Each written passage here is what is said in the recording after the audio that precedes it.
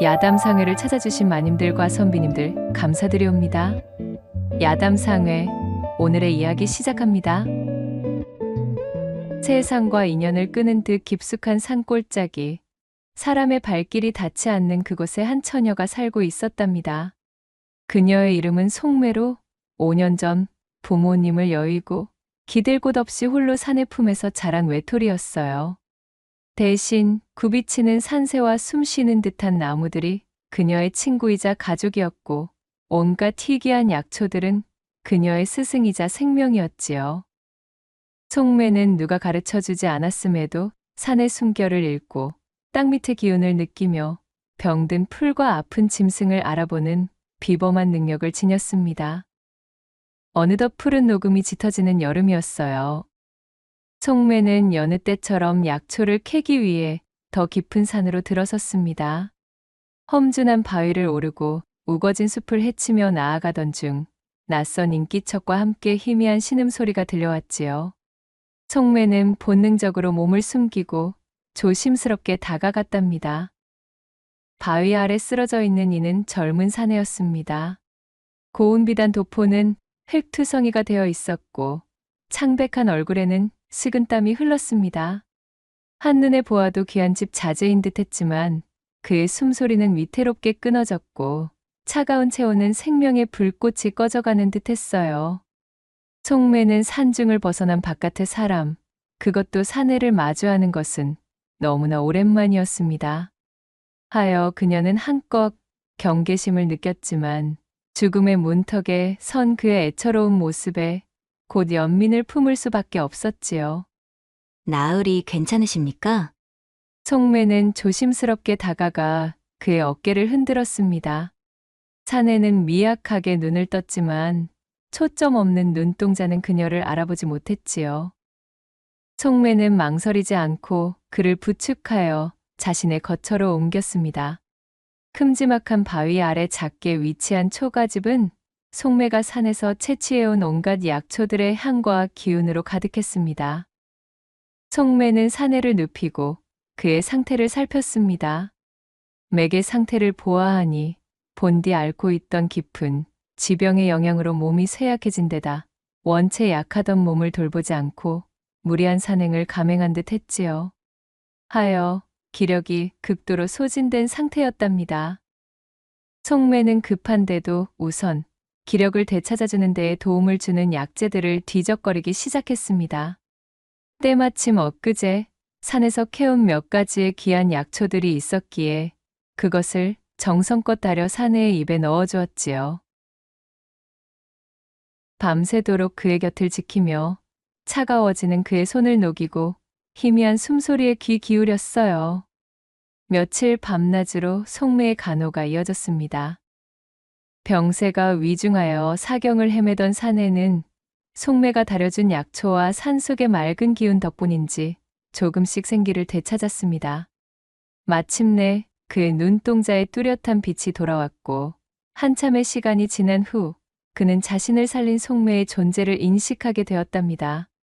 아니, 내가 대체 어찌 이러한 곳에, 그대는 누구시오? 몸이 많이 상하셨습니다. 아직은 움직이지 마시고 더 쉬셔야 합니다. 산중에 쓰러져 계신 것을 발견하여 제 거처로 모셨습니다. 굉장한 약골이셨기에 망정이지 건장한 장정이셨으면 제가 모시지도 못하고 그 자리에서 야생짐승들의 식사가 되실 뻔 하셨습니다. 그렇소이까. 이거, 낭자 덕분에 목숨을 건지게 되었군요. 초면에 매우 중한 빚을 지고 말았습니다. 이 큰 은혜를 어찌 갚아야 할지. 사내는 가늘게 떨리는 목소리로 감사를 표했습니다. 그의 목소리는 낮았지만 맑고 고상한 기품이 서려 있었지요. 언뜻 비루하고 천해 보이는 자신의 옷차림을 보았음에도 사내는 자신을 하대하지 않고 있음을 알아차렸습니다.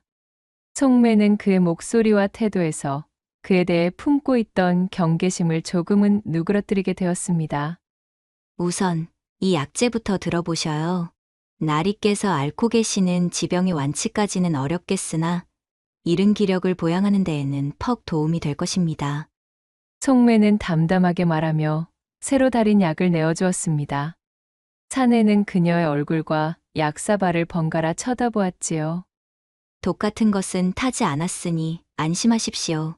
못하면 제가 먼저 마셔 보이면 믿으시겠사옵니까? 농인지 진인지 구분이 되지 않는 뾰루퉁한 표정으로 속매가 말하자 사내는 힘없이 피식 웃어 보이고는 사발을 받아 한 번에 들이켰지요. 그리고 혈혈단신으로 자신을 구하고 간호까지 해준 속매에게 깊은 호기심을 느꼈습니다. 한눈에도 눈길을 사로잡을 정도의 수려한 외모는 물론 산속에서 홀로 살아가는 모습과 약초에 대한 비범한 지식이 확실히 그를 놀라게 했습니다. 헌데 낭자께서는 어찌 이 깊은 산중에 홀로 지내시는 것이오. 약초에 대한 지식도 예사롭지 않으니 혹 풍파를 피해 은둔에 계시는 의원이라도 되시는 게요. 사내의 질문에 속매는 작게 미소 지었습니다. 저는 그저 산에서 나고 자라 산의 이치를 조금 알 뿐입니다. 의원이라니요. 당치도 않은 부끄러운 말씀이십니다. 그저 나으리께서 제때 저를 만나 목숨을 건지신 것이 천운이셨겠지요. 사내는 속매의 말에 감탄했습니다. 그는 자신이 한양의 명문가 자손인 이연이며 저주와 다름없는 가문대대로 전해오는 지병 때문에 사경을 헤매던 중 한간에 전설처럼 구전되던 설령초라는 약초에 대한 풍문을 접하게 되었다고 이야기했지요. 하여 그것이 자신의 몸을 고칠 수 있는 유일한 수단이라 여긴 이연은 설령초를 찾아 조선 팔도를 헤매다가 이 산까지 흘러들어왔다고 털어놓았어요. 설령초는 죽어가는 사람도 살린다는 비방의 약초로 세상에 그 효능이 알려져 있지만 정작 어디서 자라는지는 아는 이가 극히 드물었습니다. 낭자께서는 혹시 설령초에 대해 아시는 바가 있습니까? 그 약초만 있다면 제 지병을 씻은 듯이 고칠 수가 있을 터인데 말입니다. 이연은 간절한 눈빛으로 속매에게 물었습니다. 그의 병세와 삶에 대한 간절함이 고스란히 전해져 속매의 마음을 아릿하게 만들었지요. 속매는 이연의 질문에 잠시 침묵했습니다. 설령초가 자라는 곳은 산에서도 가장 깊고 험한 곳이며 맹수들의 영역이고 발을 헛디디면 목숨을 잃는 위험천만한 곳임을 그녀는 누구보다 잘 알고 있었습니다. 또한 설령초에 대한 바깥 세상의 광기 어린 열망을 잘 알고 있었기에 그녀는 그것을 절대 발설하지 않고 지켜오던 참이었어요. 설령초는 정말 존재하는 약초입니다. 하지만 그곳은 사람이 함부로 갈 수 없는 곳이지요. 산이 인간에게 허락하지 않는 곳입니다. 속매는 조심스럽게 입을 열었습니다. 그녀의 말에 이연의 눈빛이 흔들렸어요. 그래도 전설로만 치부되던 희귀한 약초가 실존한다는 이야기를 들으니 희망이 있다는 사실에 고무되었습니다. 안도와 호기심, 그리고 색다른 두려움에 대한 감정이 복잡하게 뒤섞여 이연의 팔뚝에는 소름이 돋아났지요. 한편 산어기 초입에는 작은 주막이 하나 있었습니다. 곰방대를 물고 앉아 장꾼들의 이야기를 듣고 있던 주모는 오늘 한객 손무리들이 술김에 뱉어내던 말에 귀를 기울였지요. 다름 아닌 한양에서 온 귀한 손님 하나가 이 고을 저작거리의 약재상이란 약재상은 모조리 뒤져대며 특이한 약초를 찾더라는 이야기였습니다. 원하는 약초를 구하지 못하자 그는 홀로 이 깊은 산중까지 들어가 버렸다는 이야기도 함께였지요. 지나가던 신만이 중 누군가는 그가 깊은 산에서 혼자 쓰러진 것 같다는 말을 했고 또 어떤 이는 그가 자신의 죽어가는 목숨을 살린다는 비방의 약초를 찾는다는 뜬구름 잡는 말까지 했다고 하였습니다. 평상시라면 흘려들을 법한 이야기였지만 이번에는 달랐습니다. 주모는 그 길로 바로 인근 읍내에서 가장 큰 한약방을 운영하는 약재상 진태성에게 달려갔지요. 이 진태성이라 하면 겉으로는 덕망 높은 상인 행세를 하지만 실상은 희귀 약재를 독점하고 막대한 부를 쌓기 위해 수단과 방법을 가리지 않는 냉혈한이었어요. 탐욕으로 똘똘 뭉친 태성은 일찍이 교활하고 잔혹한 성미로 이 일대의 약재 상권을 단숨에 거머쥔 자였습니다. 주모는 예전부터 태성에게 주막을 오고 가는 뜨내기들의 입에서 귀중한 약초에 대한 이야기나 혹은 전설 속에만 회자되던 희귀한 약재에 대한 풍문을 알려주는 대가로 푼돈이나 챙기고 있던 중이었어요. 주모는 간밤 자신의 주막에서 흘러나온 이야기를 빠짐없이 태성에게 전했답니다. 죽어가는 목숨을 살리는 약초라. 아무리 보아도 그것은 필시 설령초를 시사하는 느낌이렸다. 헌데 그것을 어찌 한양의 사내가 찾는다는 말이던가? 게다가 홀로 깊은 산중에 들어갔다. 이거 관심이 동하지 않을 수가 없구만. 좋아, 주모 수고했네. 태성은 기름진 미소를 지으며 탐욕스러운 눈빛을 번뜩였습니다. 그는 주모에게 엽전 몇 냥을 던져준 뒤 즉시 자신의 신복들을 불러 모았어요. 자, 그것만 손에 넣는다면 너희들에게 평생 쓰고 남을 재물을 제공할 터. 당장에 그 사내에 대한 용모를 수집하여 그자에 대한 실마리와 함께 그자가 찾는다는 그 약초의 행방까지 쫓아보거라. 태성의 목표는 단 하나, 그 귀한 약초를 가로채 막대한 이득을 취하는 것이었습니다. 태성이 자신의 야욕을 드러내며 수하들을 시켜 산중을 헤집고 있던 그 시각, 속매의 극진한 간호와 보살핌으로 이연은 어느덧 상태가 많이 호전되어 있었습니다. 일주일 정도의 시간이 흐르자 그는 제법 걸음을 옮길 수 있는 지경까지 좋아졌답니다. 헌데 기력이 회복되자마자 이연은 고집을 피우기 시작했어요. 속매의 꾸준한 경고에도 불구하고 설령초를 찾겠다는 의지를 굽히지 않았던 것이지요. 낭자가 염려하는 바에 대해선 잘 알고 있습니다. 허나 나는 그저 내 목숨을 아끼고자 그러는 것이 아니오. 내게는 원대한 꿈이 있어. 이 땅의 가난한 백성들, 특히 아주 간단한 치료와 약재만 주어진다면 목숨을 구할 수 있는 병세에도 그것을 구할 길이 없어 비참하게 명을 다해야 하는 사람들을 위한 치료소를 건립하려는 꿈을 가지고 있습니다. 그리하여 적어도 위중하지 않은 병에 쓰러져 가는 사람은 없도록 그들을 구휼하겠다는 꿈이오. 이연은 잠시 숨을 고르고는 이야기를 이어나갔어요. 이제 목전까지 왔는데 내 지병 때문에 이 원대한 포부가 무너져서는 아니 돼요. 허니 나는 반드시 무슨 일이 있어도 그 설령초를 손에 넣어야만 합니다. 그의 눈빛에는 죽음 앞에서 움켜쥐려는 마지막 희망과 또한 사내의 가슴에 품은 큰 뜻을 반드시 실현하고야 말겠다는 결의가 이글거리고 있었습니다. 속매는 그간 이연의 곁에서 그를 간호하며 그가 마음에 품고 있는 간절함과 또한 선의에서 비롯된 이협심에 매료되고 있었지요. 그간 속매는 산밖의 마을에서 거주하는 사람들은 모두 악인에 자신의 욕심을 위해 산을 망가뜨린다는 생각뿐이었기에 그들에 대한 거부감이 상당했지만 이 이연이라는 사내만큼은 다르게 느껴지고 있었습니다. 그런 연유로 곁에서 지켜본 그의 병약한 모습에 자꾸만 마음이 쓰이던 중이었어요. 홀로 산에서 살아온 그녀에게 누군가를 이토록 깊이 염려하는 감정은 처음 있는 일이자 또한 생경한 감정이었습니다. 그녀는 이연에 대한 것을 생각하면 가슴 한쪽이 아릿하게 올죄어오는 느낌을 받았지요. 결국 속매는 그의 굳은 의지를 자신이 꺾을 수 없다는 판단에 당도했습니다.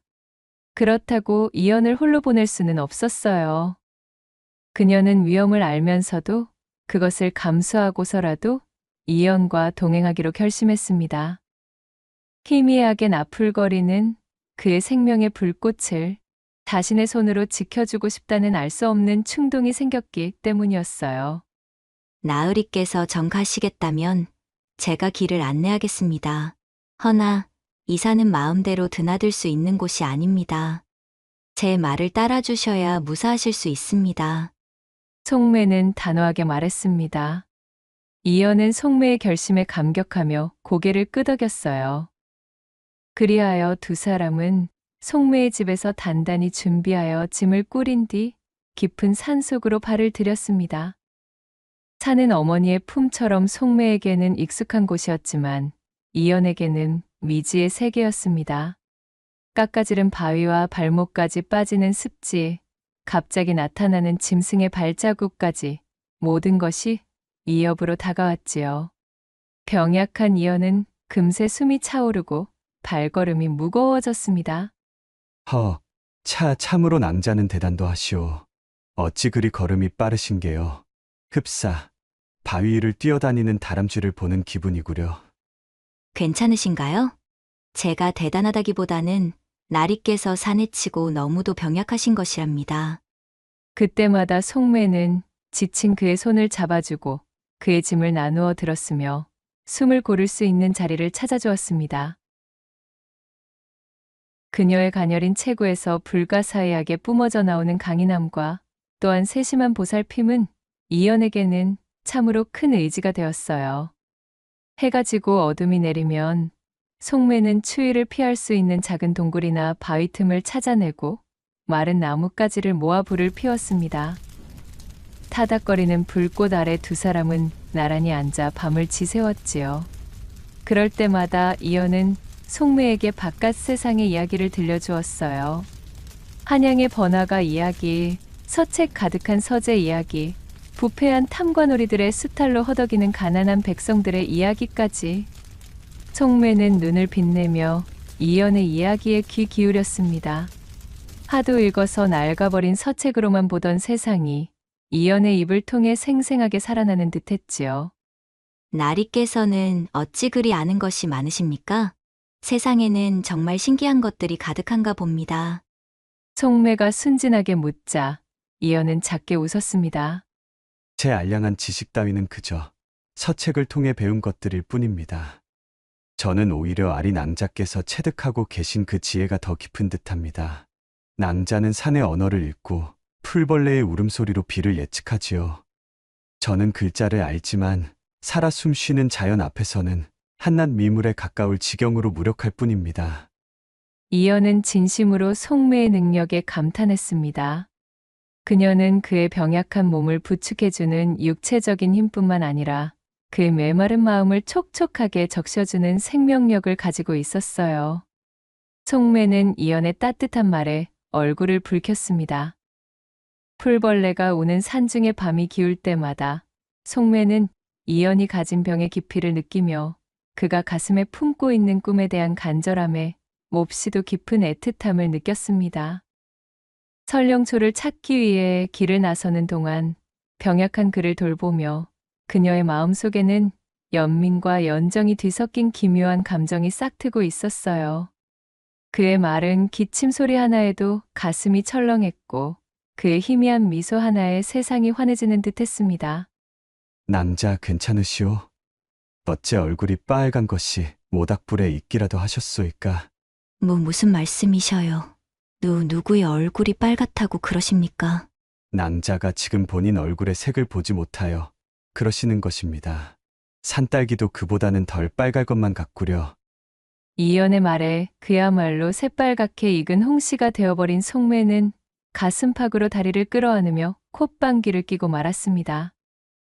그렇게 며칠을 산속 깊은 곳으로 들어갔을 때였지요. 달이 높게 걸려있던 어느 날의 밤, 이연의 병세가 갑자기 악화되었습니다. 밤새 고열에 시달리고 기침이 멈추지 않아 숨조차 제대로 쉬지 못했어요. 동굴 안에 누워서 차가운 식은땀에 젖어드는 이연의 모습을 보며 송매는 공포에 질렸습니다. 날이 괜찮으셔요? 정신을 좀 차려보셔요. 제가 얼른 근방에서 해열에 필요한 약초를 가져오겠습니다. 송매는 한달음에 밖으로 달려나가 해열 효과가 뛰어난 약초를 찾아 헤맸습니다. 어둠 속에서 더듬거리며 약초를 찾아 돌아온 그녀는 약초를 짓지어 이연의 입에 넣어주었어요. 그러나 그는 약초를 제대로 씹어 삼키지도 못하는 상태였지요. 송매는 일말의 망설임도 없이 자신의 입에 약초를 우겨 넣은 뒤 그것을 잘게 씹어 이연의 입에 입맞춤을 하였습니다. 그리고 제 입안의 약초를 이연에게 넘겨주었지요. 그녀는 이연의 곁을 필사적으로 지켰습니다.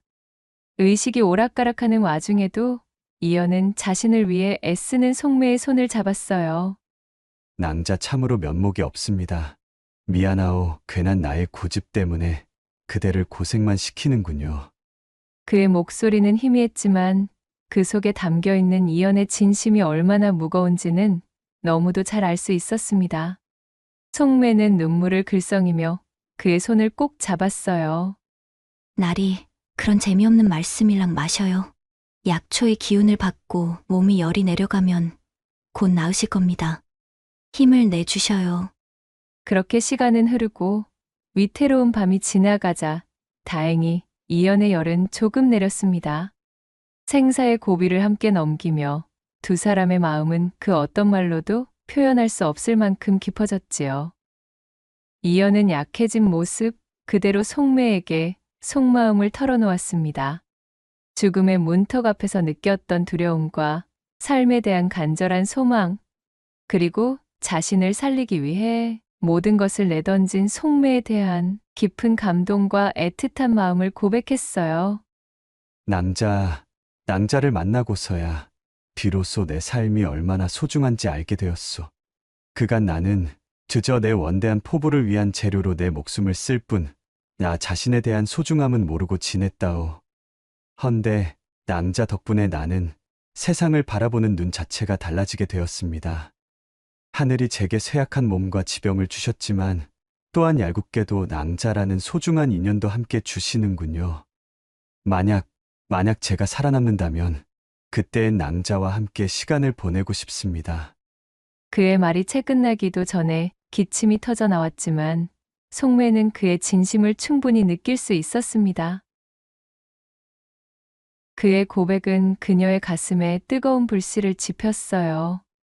송매는 결국 참지 못하고 이연의 볼 위로 뚝뚝 눈물방울을 흘리고 말았습니다.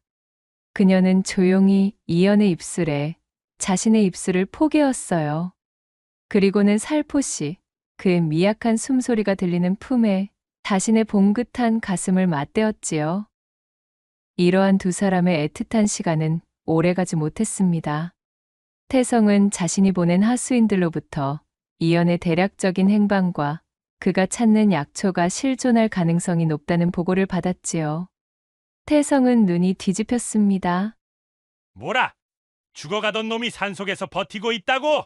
게다가 그 옆에 약초꾼을 하던 계집 하나가 붙어 다닌다는 풍문이 들린다는 말이었다. 허면 필시 그 약초꾼 계집이 설령초의 위치를 알고 있을 가능성이 농후하다. 당장 놈들을 찾아내 약초를 빼앗고 그 처녀의 입을 막아라. 아무에게도 이 사실이 알려져서는 안 된다. 태성은 광기에 찬 목소리로 명령했습니다. 그의 신복들은 짐승처럼 잔혹하고 냉혈한 자들로 돈이라면 사람 목숨쯤은 파리처럼 여기는 자들이었기에 이연과 송매에게는 치명적인 위협이었습니다. 하인들은 산중에서 설령초를 향해 가는 두 사람의 흔적을 끈질기게 쫓기 시작했어요. 그들은 빠르고 은밀하게 움직이며 점점 두 사람에게 다가오고 있었습니다. 가파른 비탈길을 몇 날 며칠 올랐을까요? 산은 깊어질수록 낯선 기운을 뿜어냈습니다. 나무의 모습은 기괴하게 뒤틀렸고 땅에서는 이름 모를 풀들이 독초처럼 뻗어 있었습니다. 숨을 쉬기조차 힘겨운 험한 여정이었지만 송매는 꺾이지 않는 눈빛으로 이연을 이끌었어요. 이연은 경세로 인해 몇 걸음 옮기지 못하고 밭은 숨을 몰아쉬었지만 송매의 손을 놓지 않았습니다. 그녀의 따뜻하고 단단한 손길이 그의 유일한 버팀목이었지요. 낭자, 정말 이곳에 설령초가 있겠소? 이연이 힘겹게 물었습니다. 송매는 고개를 끄덕이며 눈앞에 펼쳐진 거대한 암벽을 올려다보았습니다. 깎아지른 듯한 암벽 중간쯤 희미하게 푸른 기운이 감도는 작은 틈새가 보였지요. 자, 저 틈새가 보이시나요? 그곳이 바로 우리가 찾는 것이 있는 장소입니다. 산의 가장 깊은 심장에 자리한 세상 사람들이 설령초라 부르는 약초의 보금자리 말입니다. 하지만 보시다시피 오르기가 쉽지는 않습니다.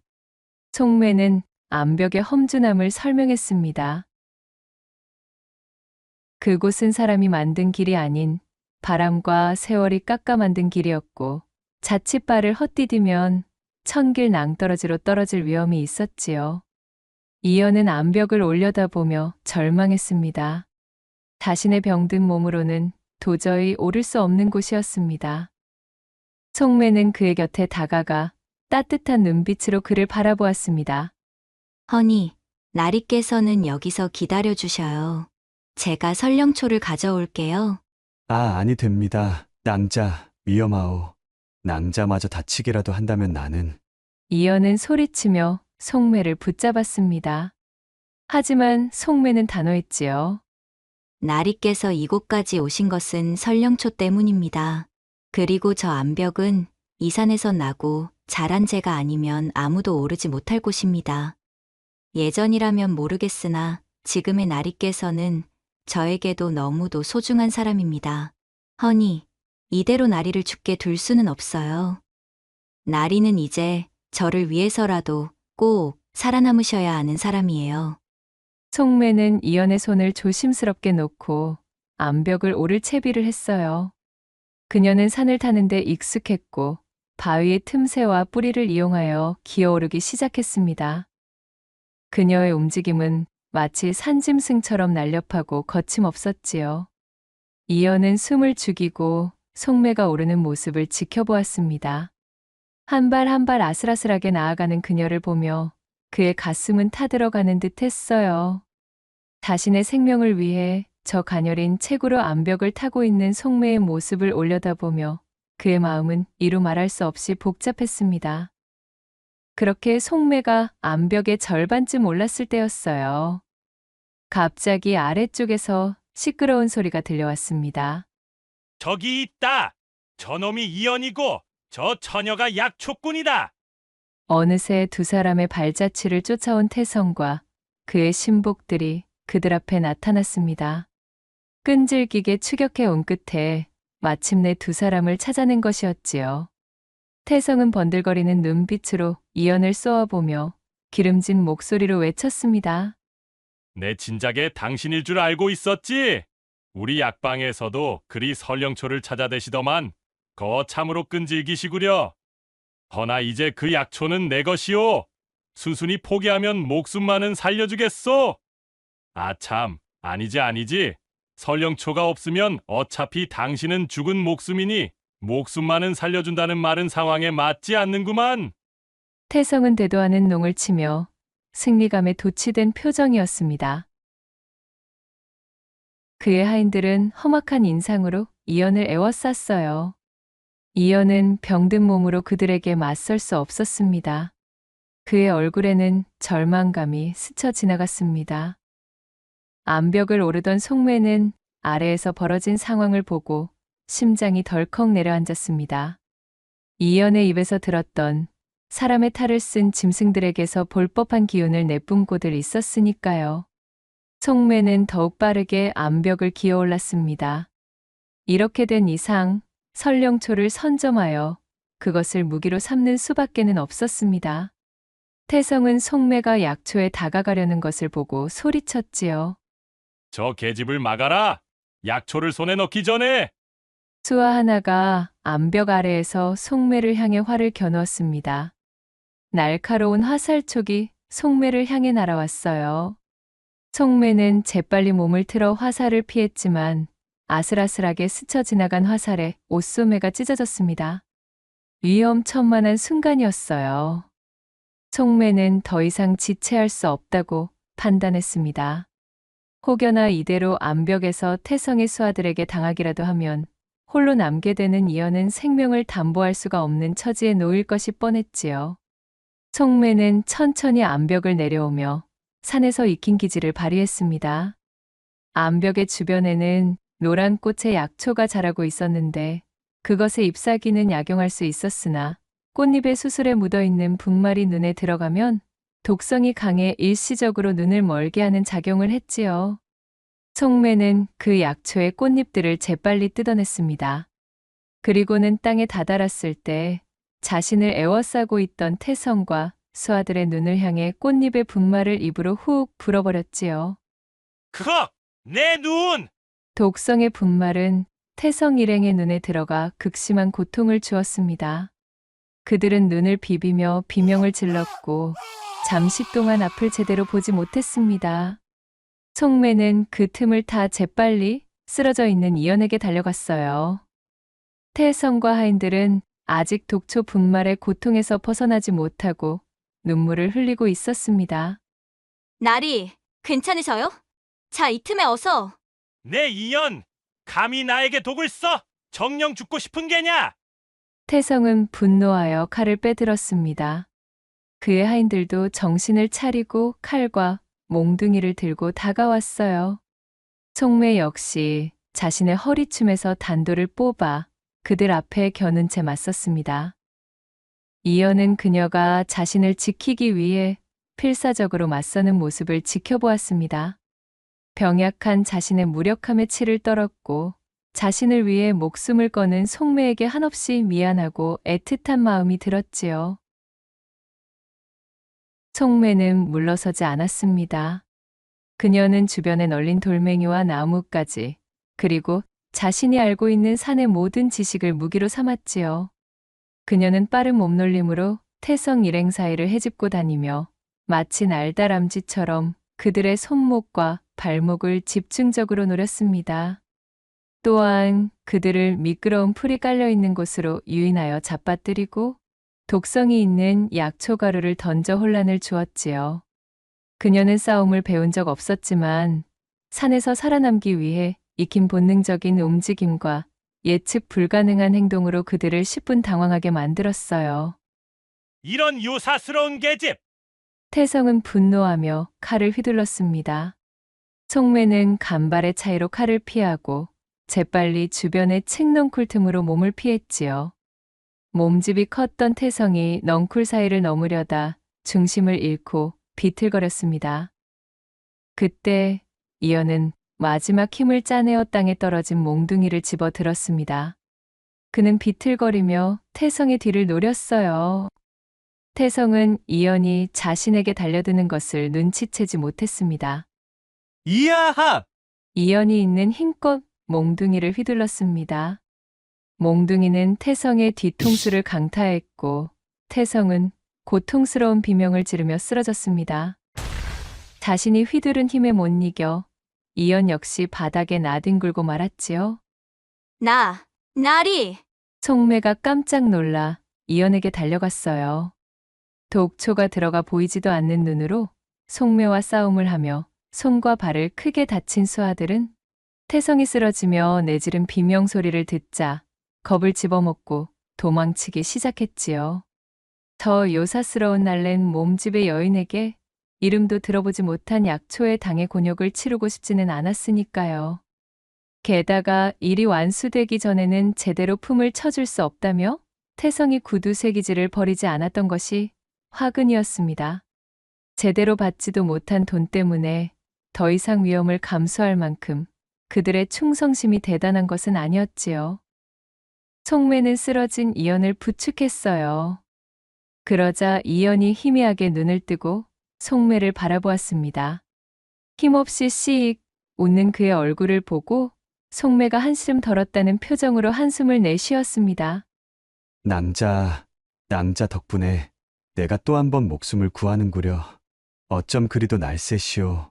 장정 여럿을 홀로 상대하다니 참으로 낭자라는 사람은 대단하기 그지없군요. 참으로 무모하기 짝이 없으십니다. 혹여나 저자가 눈치채고 일검을 넣었다면 그야말로 참극이 벌어질 뻔하였다고요. 정말이지 못 말리시겠습니다. 이번에는 나리께서 제 목숨도 한 번 구하신 것이나 다름없사옵니다. 이연은 가늘게 떨리는 손으로 송매의 뺨을 어루만졌습니다.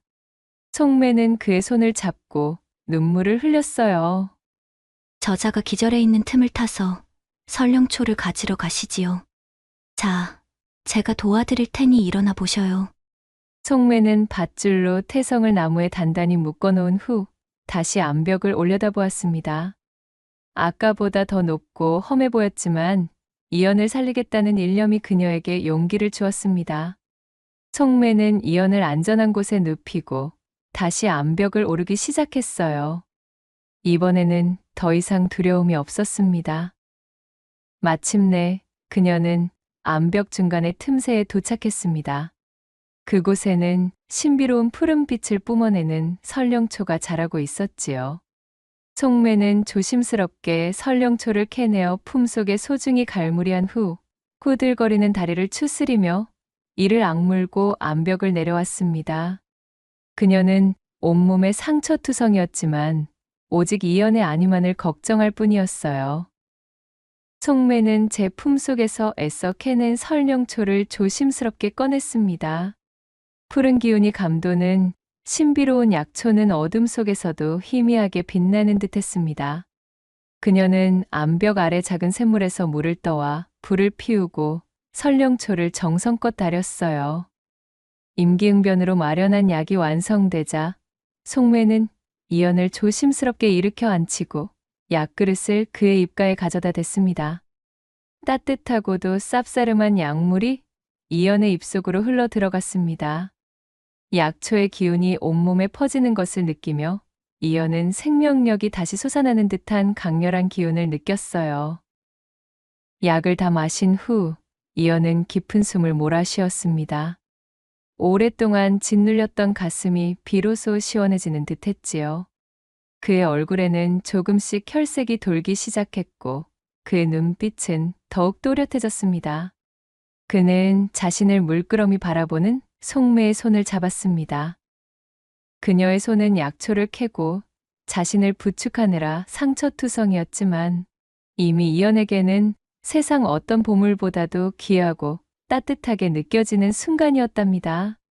낭자, 온몸에 기력이 다시 돌고 있소이다. 효과가 있는 듯합니다. 이연은 감격에 찬 목소리로 말했습니다. 그의 눈가에는 뜨거운 눈물이 맺혔습니다. 송매 또한 그의 말에 눈물을 글썽였어요. 두 사람은 서로를 얼싸안으며 기쁨의 울음을 터뜨렸지요. 그렇게 두 사람은 온갖 우여곡절을 겪으며 죽을 고비를 넘긴 끝에 사이좋게 하산하여 송매의 집으로 돌아왔습니다. 설령초의 효능은 실로 신비로웠어요. 며칠이 지나자 이연은 거짓말처럼 기력을 회복하기 시작했습니다. 예전에 병약했던 모습은 온데간데 없고 건강하고 늠름한 사내의 기운이 되살아났습니다. 그는 송매의 보살핌 속에서 완전히 다른 사람이 되어가는 것을 느꼈어요. 이연은 건강을 완전히 회복한 후 한양으로 돌아갈 채비를 했습니다. 낭자, 이제 한양으로 돌아가야 할 때가 된 듯 싶습니다. 나를 위해 모든 것을 내던진 낭자에게 이 은혜를 어찌 갚아야 할지 모르겠소. 우리를 쫓던 자가 앙심을 품고 우리를 추격할지도 모르니 저와 함께 한양으로 떠나지 않으시겠습니까? 한양으로 돌아가 몸을 완전히 회복하고 모든 일을 정리한 뒤 낭자를 세상 가장 귀한 여인으로 맞이하고 싶습니다. 이연은 가슴속 깊이 품어왔던 진심을 고백했습니다. 송매는 그의 고백에 눈물을 쏟았지요.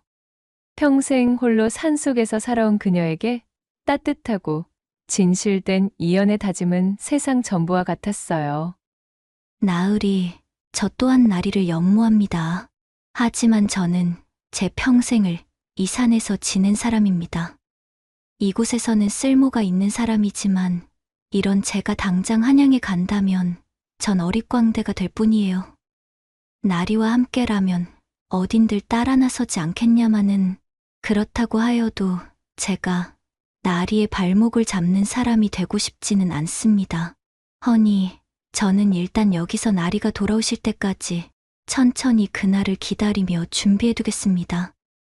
완강히 거절하는 송매의 말에 이연은 어쩔 수 없이 고개를 끄덕였습니다. 두 사람은 애틋한 마음으로 서로에게 잠시의 이별을 고했지요. 이연은 송매에게 자신의 가문 문양이 새겨진 작은 놀이개를 건네며 이것을 증표 삼아 꼭 돌아오겠다고 약속했습니다. 송매는 눈물 젖은 얼굴로 놀이개를 받아 품에 안았어요. 이연이 산 아래로 내려간 뒤 송매는 다시 홀로 남겨졌습니다. 하지만 이제 그녀는 예전처럼 외롭지 않았습니다. 이연과의 추억과 그의 약속이 그녀의 마음을 따뜻하게 채워주었지요. 그녀는 이연이 남기고 간 놀이개를 부적처럼 품고 약속의 날을 기다리며 더욱 열심히 약초를 캐고 산을 돌보았어요. 또한 한양으로 떠날 채비 역시 잊지 않았습니다.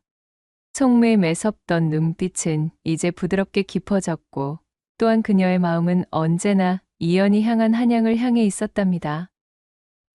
한편 탐욕에 눈이 멀었던 태성은 비참한 최후를 맞고 말았습니다. 이연과 속매는 태성의 수하들이 다시 와 그를 데려갈 것이라 생각하여 태성을 그대로 나무에 묶어둔 채로 하산했던 것이지요.